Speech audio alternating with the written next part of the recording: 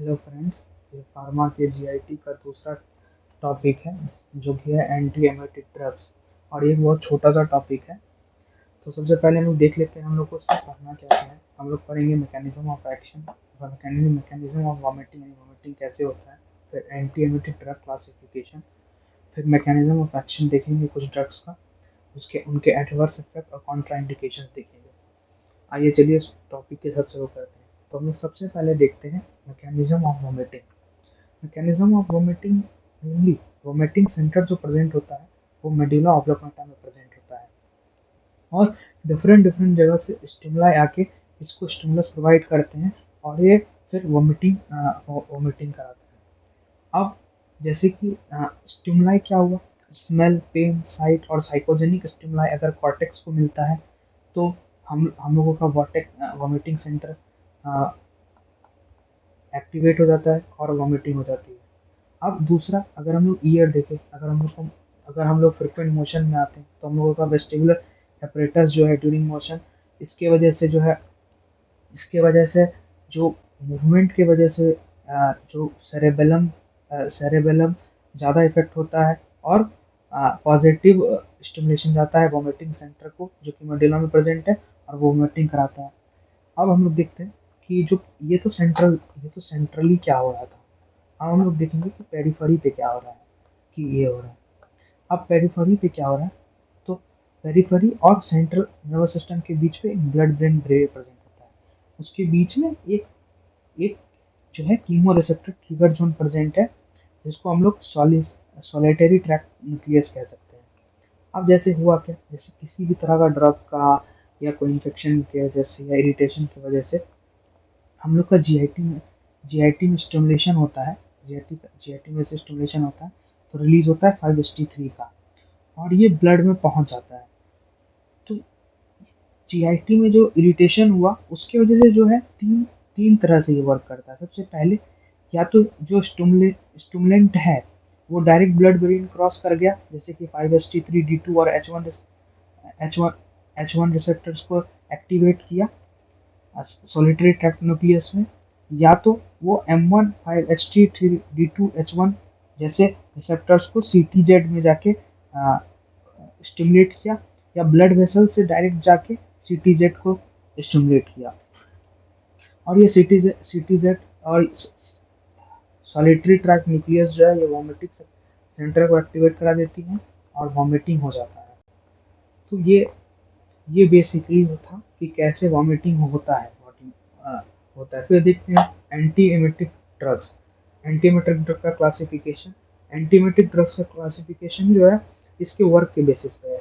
जैसे कि सबसे पहले एंटी कॉलिनर्जिक ड्रग जैसे कि आयोसिन, डाइ डाइसाइक्लोमीन, स्कोपोलामीन, फिर न्यूरोलेप्टिक्स यानी डी जो कि D2 रिसेप्टर्स को ब्लॉक करती हैं, क्लोरप्रोमाजीन, ट्राइफ्लूप्रोमाजीन, प्रोक्लोरपेराजीन, प्रोकाइनेटिक ड्रग्स जैसे कि मेटोक्लोप्रामाइड, डोमपेरिडोन, सीसाप्राइड, मोसाप्राइड, इटोप्राइड। फिर देखते हैं न्यूरो NK1 रिसेप्टर एंटागोनिस्ट जिसको हम लोग न्यूरोकाइनिन भी कह सकते हैं, जैसे ड्रग जैसे कि एप्रीपिटांट, फोसाप्रेपिटांट। फिर एंटीहिस्टामिनिक्स जैसे कि प्रोमिथाजिन, डाइफेनहाइड्रामीन, डायमीनहाइड्रेट, डोक्सालामाइन, निक्लोनिजीन, नेक्लिजीन। या फिर 5-HT3 एंटागोनिस्ट दे सकते हैं, ऑन्डास्ट्रॉन, गार्निस्ट्रॉन, ओलेनास्ट्रॉन, रोमस्ट्रॉन। या एडजुवेंट एंटीएमेटिक जैसे कि डेक्सामिथाजोन, बेंजोडाइजेपिन्स, डोराबिनॉल और नाबिलॉन दे सकते हैं, जिसमें से जो डोराबिनॉल है वो कैनाबिनॉइड है। अब हम लोग एक एक करके सारे ड्रग्स का मैकेनिज्म ऑफ एक्शन देखेंगे। सबसे पहले मैकेनिज्म ऑफ एक्शन देखेंगे 5-HT3 रिसेप्टर एंटागोनिस्ट का। इस 5-HT3 रिसेप्टर एंटागोनिस्ट यानी जो 5-HT3 के जो रिसेप्टर प्रेजेंट है उनको उन, उन, उनको ये इनहिबिट करेगा, जैसे ड्रग जैसे ओंडास्ट्रॉन, डोलेस्ट्रॉन, पेलेनोस्ट्रॉन और रामोस्ट्रॉन। अब इसमें होता क्या है, मैकेनिज्म ऑफ एक्शन क्या है। मेनली ये जो है टिश्यू डैमेज के जब टिश्यू डैमेज होता है स्टमक का तो 5HT का रिलीज होता है। 5HT का रिलीज होता है कहाँ से, इंट्रोक्रोमाफिन सेल से। सेल्स सेल से ये जाते हैं, ये वेगल एफरेंट्स इन गट को स्टिमुलेट करते हैं, वेगल इफरेंट्स इन गट को स्टिमुलेट करते हैं। ये जाके इम्पल्स जो है, इम्पल्स सीटीजेड एंड एसटीएन को पहुंचाते हैं और वॉमिटिंग हो जाता है। अब हमें वॉमिटिंग को रोकना है। अगर हमको वॉमिटिंग को रोकना है तो हम ड्रग जो देंगे 5-HT3 एंटागोनिस्ट ब्लॉकर, वो वर्क करेगा यहाँ पे और यहाँ पे, ये इनहिबिट कर देगा यहाँ पे 5-HT3 एंटागोनिस्ट, इस प्रोसेस को ये इनहिबिट कर देगा। अब इसके बारे में और आगे जाने कुछ फैक्ट्स की, ये बेसिकली ओरली, आईवी और इंट्राडर्मल पैच के थ्रू दिया जा सकता है। जैसे कि इंट्राडर्मल पैच में हम लोग यूज करते हैं जेनेस्ट्रॉन, और ये इजिली एक्सक्रीटेड यूरिन और फीसेस से इजिली एक्सक्रीट आउट हो जाता है। अब इसके बारे में और पढ़े, ऑन्डेस्ट्रॉन जो है, और ऑन्डेस्ट्रॉन जो है वो इंट्रामस्कुलरली भी हम लोग एडमिनिस्ट्रेट कर सकते हैं। अगर हम यूजेस पढ़े तो chemotherapy induced nausea, nausea vomiting में, हाइपर एमिसिस ग्रेविडेरम में का मतलब हो गया प्रेगनेंसी के टाइम में जो ज़्यादा उल्टी आती है उसमें, मोशन सिकनेस में दे सकते हैं। इसके एडवर्स इफेक्ट है drug tolerance, headache, dizziness and diarrhoea. ये था 5-HT3 रिसेप्टर एंटागोनिस्ट। अब हम लोग पढ़ेंगे प्रोकाइनेटिक ड्रग्स के बारे में। प्रोकाइनेटिक ड्रग का मतलब ये होता है कि ये जीआईटी का कोऑर्डिनेटेड मूवमेंट करता है और गैस्ट्रिक इम्पिटी को बढ़ाता है, प्लस ये वॉमिटिंग को भी रोकता है।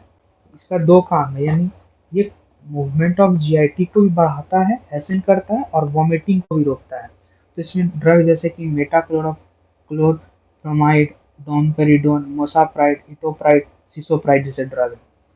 अब अगर हम इसका मैकेनिज्म ऑफ एक्शन देखें तो मेटा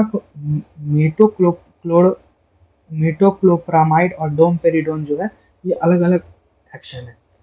जो मेटोक्लोप्रामाइड है वो ब्लड ब्रेन बैरियर को क्रॉस कर सकता है, मगर डोमपेरिडोन पुअरली क्रॉसेस या नहीं कर पाता है। अब मेटोक्लोप्रामाइड क्या करता है, जब ये मेटोक्लोप्रामाइड ब्लॉक करता है सीटीजेड, 5-HT3 और D2 रिसेप्टर्स का जो प्रेजेंट होते हैं प्रेजेंट सीटीजेड पे, और डोमपेरिडोन ब्लॉक करता है, डोमपेरिडोन भी ब्लॉक करता है 5-HT3 D2 को, दोनों मिलके प्रोकाइनेटिक इफेक्ट दिखाते हैं। प्रोकाइनेटिक इफेक्ट में क्या होता है, जो इस लोअर इसोफेजल स्फिंक्टर है उसका टोन इंक्रीज हो जाता है, और जो पाइलोरिक स्फिंक्टर है और ड्यूडेनल बल्ब है वो रिलैक्स हो जाते हैं, और पेरिस्टाल्टिक मूवमेंट बढ़ जाता है अपर जीआईटी का। अब प्रोकाइनेटिक इफेक्ट अपर जीआईटी में कैसा आता है, मेटोक्लोप्रामाइड क्या करता है, 5-HT4 का एगोनिज्म कराता है, T2 का एंटागोनिज्म कराता है, और 5-HT3 एंटागोनिज्म गट में कराता है। ये तीनों मिलकर एसिटाइलकोलिन का सेक्रेशन बढ़ा देती है माइंट्रिक मोटर न्यूरॉन से, जिसकी वजह से गट का मोटिलिटी बढ़ जाता है। हम लोग इस ड्रग को ओरली एडमिनिस्ट्रेट भी कर सकते हैं, इंट्रामस्कुलर भी दे सकते हैं, आईवी भी दे सकते हैं, और आईवी भी दे सकते हैं। ये पार्सली मेटाबोलाइज हो जाता है और यूरिन में आराम से एक्सक्रीट आउट हो जाता है। अगर हम इसके एडवर्स इफेक्ट देखें, अगर एडवर्स इफेक्ट देखें तो ये ड्राउजीनेस करा सकता है, ड्राउजीनेस कराता है, ड्राउजीनेस, डिजीनेस, डायरिया